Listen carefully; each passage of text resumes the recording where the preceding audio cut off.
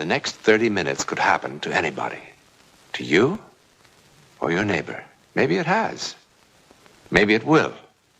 If it ever does, would you believe it? Would you have the nerve to talk about it?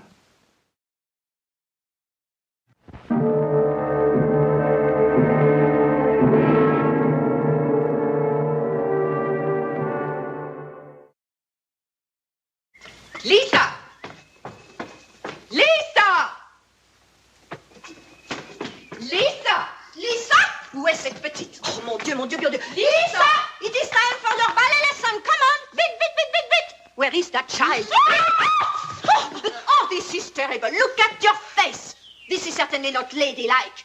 Ivy has been looking for you. Annette is waiting for you. Mais qu'est-ce que c'est que ça? C'est terrible. On ne peut pas compter sur vous du tout. Lisa Garrick, age 11. Reluctant ballerina. How nice to be 11 in the wonderful world of 1901. A world of peace and security, and for little girls, fun. No reason for it to ever change. No reason that Lisa knew of. 1, 2, 3, 4. Higher, Lisa, higher. That's better. 1, 2. Your hands soft, restful. That's it. 1, 2, 3, 4. 1, 2, 3, 4. Oh, Mr. Garrick. Oh, I didn't mean to pry. I was only passing. That's all right, Abby. I don't blame you for watching. Oh, she's a picture. She's so lovely. I can close my eyes and almost see her mother. Yes, she has the same grace, the same love of life. 1, 2, 3, 4, and stop. Now let's do. Mademoiselle Guerrero, I'm tired. Couldn't I rest for a minute? Tired? We just started. A ballet dancer tired? That is not possible. Come on, come on, come on. Daddy! Oh, hey, that was pretty good, wasn't it? Catching that leap that way. What do you think, Mademoiselle Garot? Would I make a good partner for this prima ballerina, or do you think I'm starting a little late? Daddy, don't pat that do with me. Well, you can Oh, do it. no. Come on, Well, try it. stop, Lisa. Your father is much too old for that kind of foolishness. Mademoiselle Garot is quite right. As a ballet dancer, I'm afraid I'm past my prime. Now, you go right ahead with your lesson, and I'll watch from over here. Let's show the turns to your father. Annette, please, la grande valse brillante. Go to the center of the floor, please. Ready? Begin. Faster, faster. That's better. Faster, faster, faster. Good, Lisa. Good. Bravo, ballerina, bravo. Oh, elle était merveilleuse. Elle fait vraiment des progrès, n'est-ce pas? Stop now. That is enough. Vraiment. Well, stop, Lisa. That is enough, I say. Stop, I say. Lisa!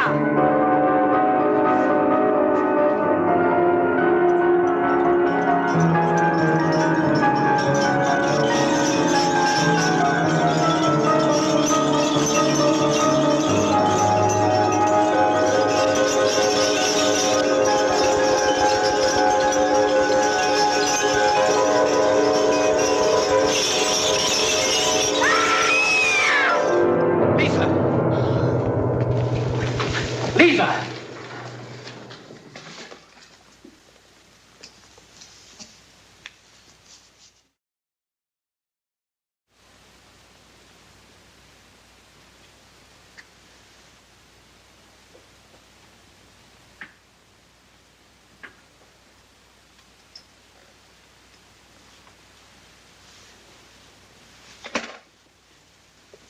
Has she ever suffered from vertigo, dizzy spells, faintness, that sort of thing?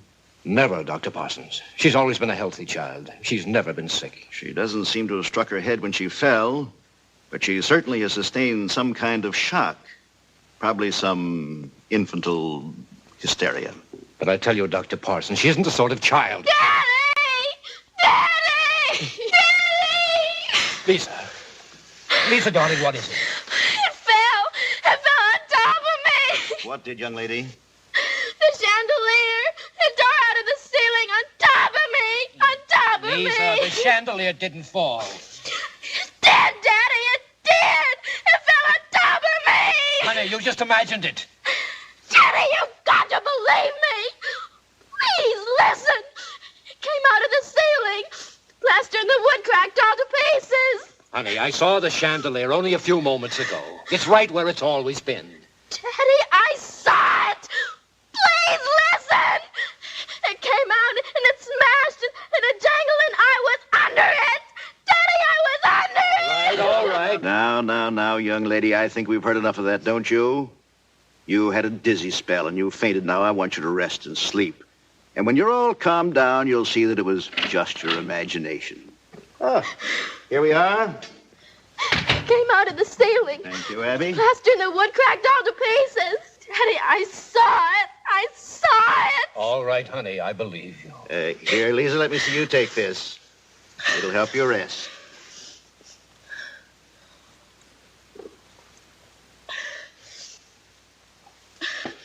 Get some sleep now. You promise? That's right, Daddy. Good girl.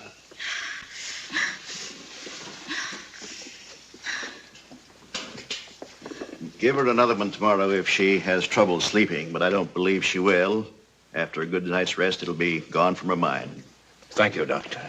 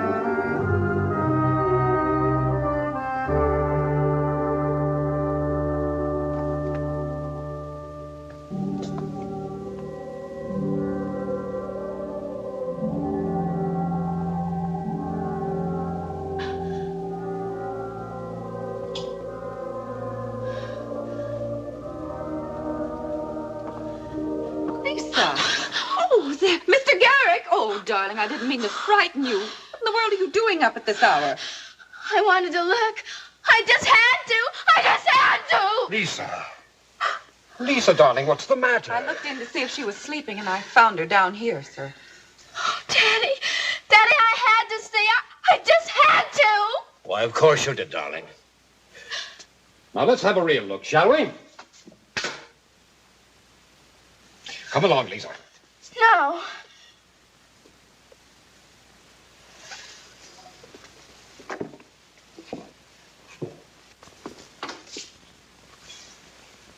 There.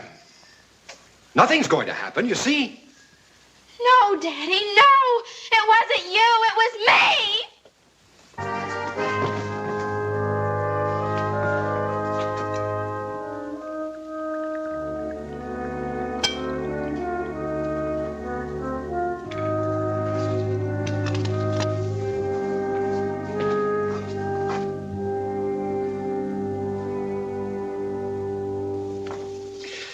Eat a little breakfast, honey. You'll feel better. I'm not hungry. What is it, darling? Still upset about yesterday? You'll forget about it soon. No, I won't. You know how when you get dizzy, everything kind of spins around? Well, it looks like you got so dizzy doing those turns yesterday that things not only went around like this, but up and down, too. Only down. All right, only down. But it happens to everybody. It's just kind of a trick our imagination plays on us. Daddy, it wasn't my imagination. It was real. Real? Yes. But how could it be? The chandelier's still there, isn't it? Yes. And you're here with me, aren't you? Yes, but it was real. Well, all right.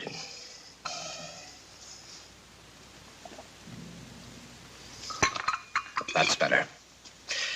I'm working home today, so maybe we can spend a couple of hours together this afternoon. How about it? I'd like that, Daddy.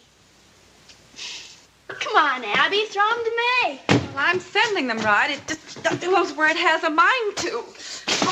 Oh, Abby, no, that's all wrong. You've got to throw it overhand. Well, all right, I'll try it. Oh! Oh.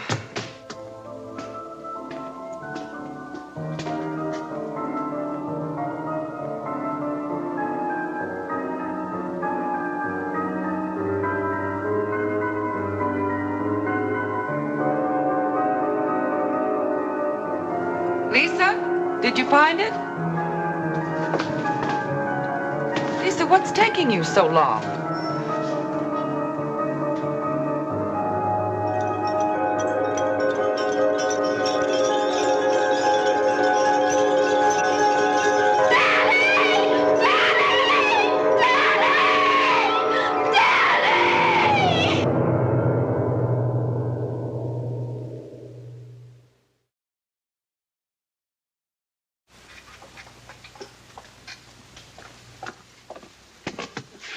Would you call Miss Lisa for me, please, Abby? To come in here, sir? Yes, please. Why, she won't come in this room, Mr. Garrick. You know that, sir. She hasn't been in this room in more than 10 years. Abby, please. Call her. Well, what do you say, Ed? She's as sound as a dollar, Mr. Garrick. It would take an earthquake to move her. She's as strong as the day she was put in. If she'd moved at all, there would have been cracks in the plaster, and there isn't any. And there's no rust on the metalwork. She's as sound as a dollar, Mr. Garrick. You're absolutely sure? Yes, sir. There's a little trap in the ceiling that leads to where she's anchored. I inspected all the fittings, and there's no rust on the metalwork. She's as strong as the day she was put in. If she'd moved at all, there would have been cracks in the plaster, and there isn't any. I'd say it would take an earthquake to move her. All right, thank you, Ed. Thank you. See me, Daddy? Yes, Lisa. You remember Ed Matthews? Of course. How are you, Mr. Matthews? Oh, I'm fine, thank you. You look lovely every time I see you, Miss Garrick. Thank you. Ed has gone all over the chandelier from top to bottom. Daddy, please.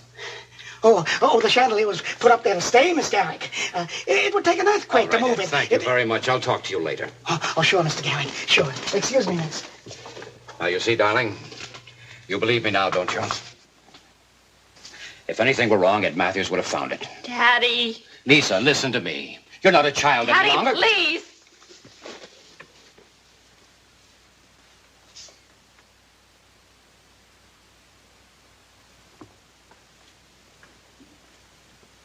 Lisa, may I come in? Certainly, Daddy. George is downstairs. Already? Golly, I'd better hurry. Where are you going? To the opera with Louise and Melissa. Why don't you all come back here afterwards for a late supper? I'm sure Abby and Mrs. Wilson would be happy to prepare something for you. Thank you. Maybe we will. Could you fasten me, please? Certainly. Oh, you look perfectly charming. Thank you. Darling, I have a request to make of you. I'm not going to demand it because I respect your feelings. I know you do, Daddy. You always have, and I'm very grateful. You know, for generations, the women of my family have made their debuts in the ballroom. This is a special occasion. Not only your debut, but the announcement of your engagement as well. It just wouldn't seem right to have it anyplace else, would it? No, I suppose it wouldn't. I know it's childish, but I just can't help it. I can't. I just can't. It's still so vivid to me. Lisa, darling girl, do you think for one moment I would contemplate the possibility of endangering the life of my child? Not to mention my guests. Of course I wouldn't. In the 10 years since your experience, the chandelier hasn't budged in its moorings a fraction of an inch. If there was the slightest sign of weakness, Ed Matthews would have found it. Yes, I'm sure he would have. If he could see it. But how do we know? We don't, of course. We don't know when a horse will run away. We don't know where lightning will strike. We don't know what deadly germs are in the very air we breathe. But we can't very well organize our lives around such fears, can we? No. Darling, it means a great deal to me. Have you spoken to George about this?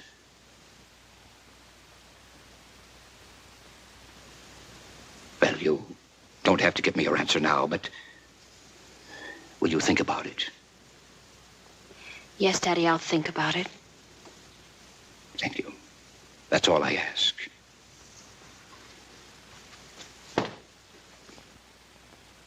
Daddy? I'll try. I promise. Good girl.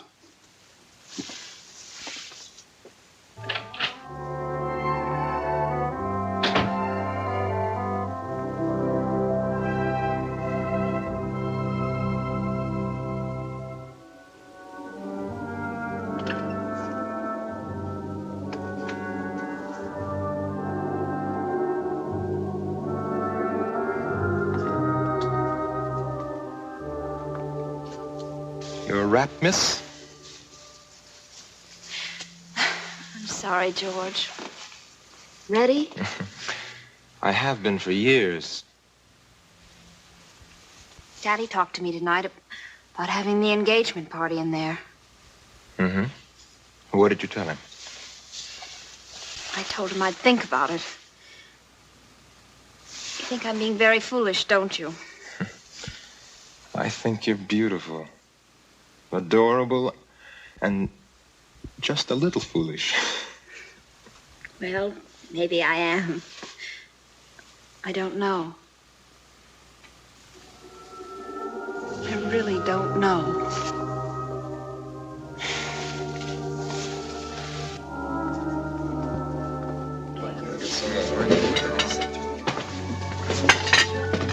Are there any more potatoes?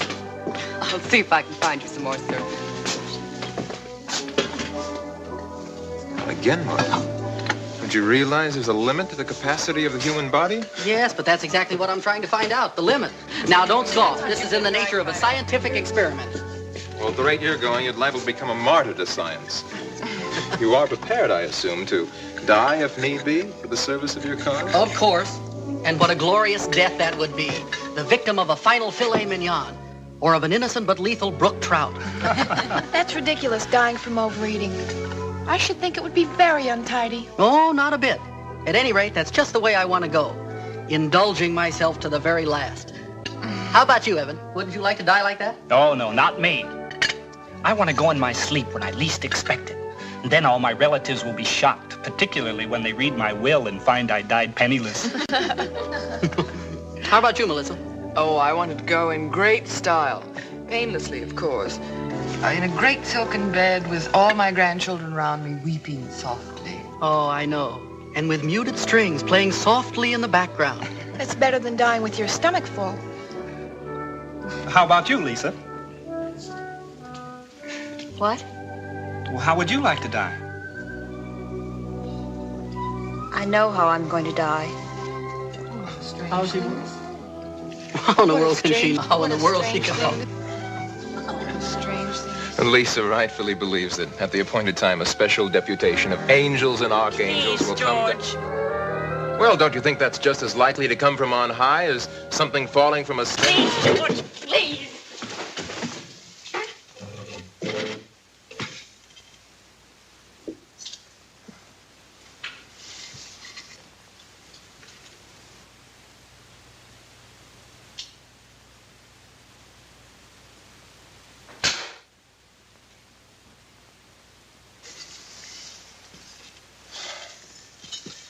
Did I say something wrong? I was only joking. Of course you were. There was no reason to take it so seriously. Why did you get so upset? It hasn't anything to do with us. Please believe me, it's something that, well, it's hard to explain. I'm sorry, but maybe we'd better leave. Lisa's, well, she's trying to work out a problem. You know, one of those things. If you think so, George, far be it from us to intrude. Well, anyway, it's getting late, and Father will be furious and if I don't come home soon. Thanks, Lisa. Tell Lisa I hope she feels better tomorrow. Oh, I'm sure she will. It's just... At least we could have finished eating. Really, Martin, you're always thinking about your stomach. Good night, George. Good night, George. Good night. I'll say your goodbyes to Lisa for you.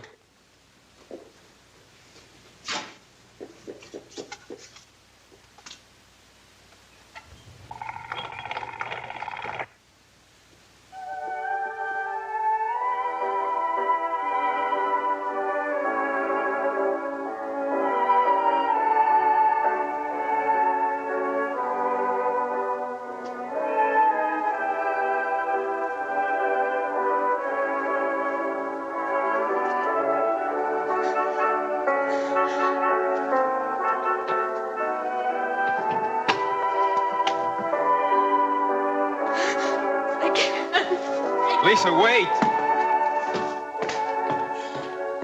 I can't. Oh, darling, I tried.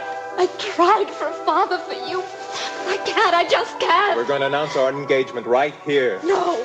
Yes. No. And I'm going to dance a waltz with my own beloved Garrick woman from one end of this room to the other. George, I beg you not to. No. Dance with me. No, George, no. Dance with me. Please, I beg you not to. Listen, Lisa. Was I in your vision? Did the chandelier fall on me, too? No. Well, then as long as you're in my arms, it can't fall.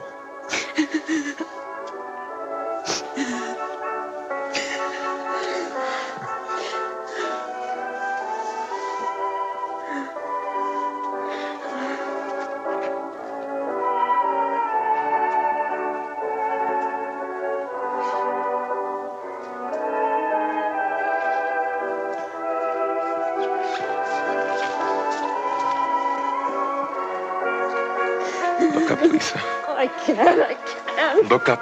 No. Look up, Lisa. Look up. Look up, Lisa. It cannot fall. It can't fall. It can't fall.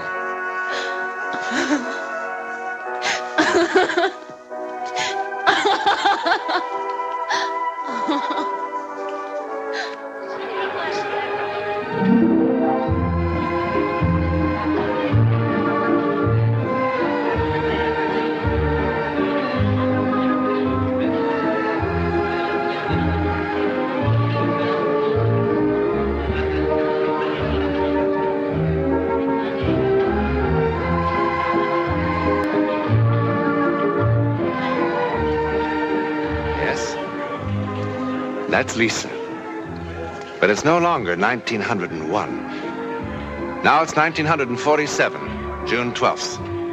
And this wonderful party is for Lisa's granddaughter, who tonight is making her debut. So Lisa's premonition of disaster was all wrong.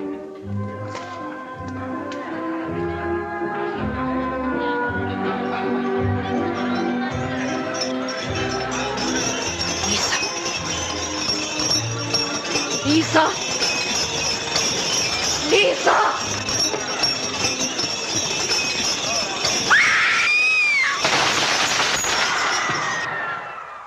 All wrong? As her namesake danced beneath it, the great chandelier fell, just as Lisa had seen it fall many years ago. The premonition came true 2 generations later. To whom it happened, we know. Where it happened, we know. How or why it happened. But I'm not quite ready to say goodnight.